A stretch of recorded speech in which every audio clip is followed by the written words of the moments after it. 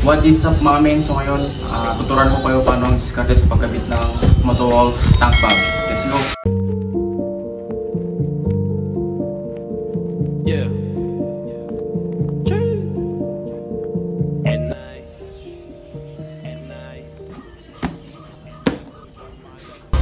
Ito nga pala ang kanyang labas guys, may hawakan siya dito para pag lalabas ka, pwede mo siyang bitbitin. At nandito yung kanyang logo, Motowolf.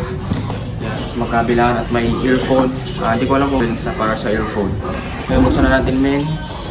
Yan, sa labas na pala ay may makikita kayong sa loob pala ay may makikita kayong cover ng kanyang buo, no? Para hindi siya mabasa. Whole pad para pandikit pero hindi natin ito lalagay, no? Strap siya guys. Ito. Kailangan lang natin dito. Nandito nasa dulo. So hindi natin itong tanggalin. Ito pinaka. Ayan, so ito lang yung natin guys ha.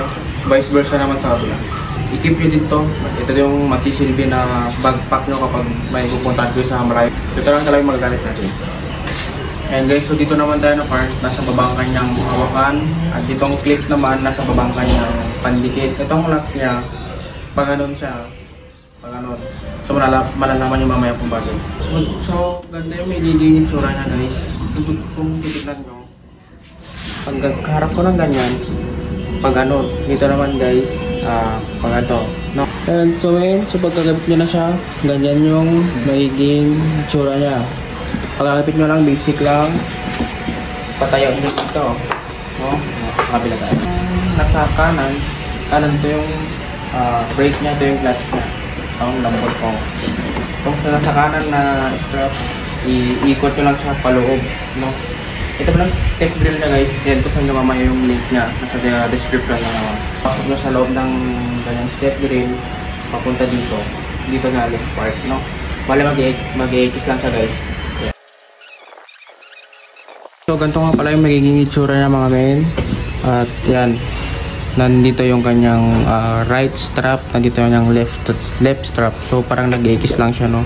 So gagawin nyo, next is tatapa niya yan. Oh, yan. Okay. So, kanyang right strap nandito.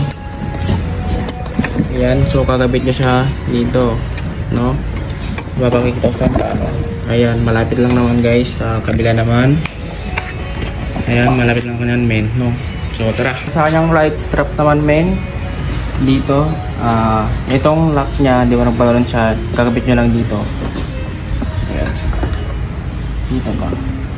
So, sa pagkagabit pala men, kailangan nyo siyang i-push yung kanyang kailangan nyo i-push ang kanyang karton dito. Huwag kayong mag-alala men kasi matibay naman to. Kahit i-push mo yan, hindi yan masisira.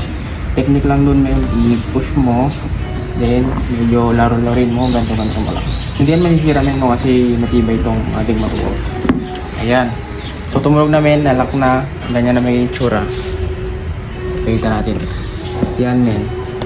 Then, sa kabila naman, iyon, vice versa lang yung pagkagagawa nyo para makita nyo yan. I-push nyo lang to, hindi kayo matakot na hindi masisira. I-push nyo lang, then laro-larin nyo lang, then okay na.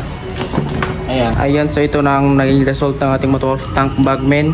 Itong mapapansin nyo, may play siya, no? May play siya para kapag tatanggalin nyo hindi kayo mahihirapan, para hindi sobrang higpit, no? So yun lang men, may play siya. Ayan. Kapag i-open nyo pa lang kanyang seat men, ang advice ko lang sa inyo, ang ginagawa ko ay tinatanggal ko to. Alam mo bakit? Pakita ko sa inyo. Ayan, pag i-open nyo ang kanyang seat men, open. Pag meron kasi yung nakadikit dito, mahirapan siyang may push ganyan, no? Parang mas mag-apply siya ng malaking force, parang mas mahirapan gawin itaas. So advice ko lang, technique mo, tanggalin nyo na lang yan, kaya ang ginagawa ko. Yan. So ang lawak ko, men, hindi mahirapan yung gasoline boy dyan. Yun lang mga men, maraming salamat sa nanood at ride safe men.